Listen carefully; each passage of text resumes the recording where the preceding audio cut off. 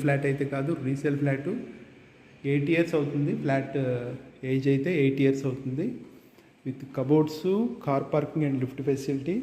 Flat అయితే చాలా చాలా స్పేషియస్గా ఉంది and ready to move flat అనమాట. రెన్యూవేటెడ్ వర్క్ కూడా పెద్దగా ఏమయ్యలేదు.